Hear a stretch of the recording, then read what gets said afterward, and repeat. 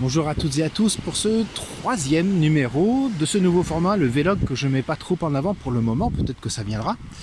Voilà, une balade durant laquelle je vous propose de découvrir les prochains événements du site et du podcast au large biblique.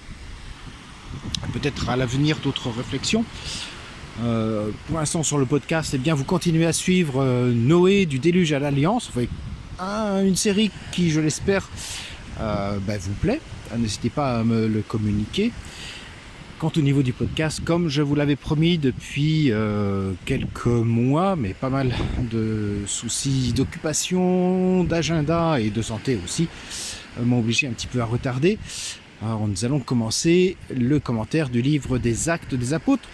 Peut-être même qu'il faudrait l'intituler autrement, le livre de la marche des apôtres. Voilà, c'est ce qui me vient quand je fais cette balade au bord de la mer, avec cette marée qui couvre et découvre certains chemins. Eh bien oui, le livre des Actes des Apôtres, c'est la marche des disciples.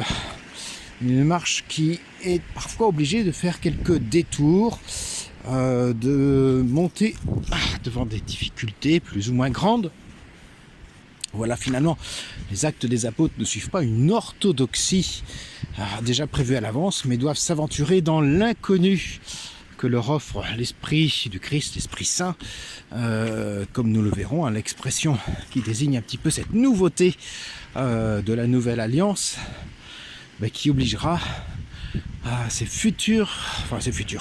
ses disciples à gagner des terres inconnues sur lesquelles ils ne se seraient jamais aventurés, le pays des Samaritains, des Romains païens, des barbares, des hommes de haute condition, de basse condition, également des femmes qui accueillent l'évangile et qui la proclament. Voilà un livre assez subversif finalement, comme nous le verrons. Donc à bientôt sur Au Large Biblique, le site comme le podcast.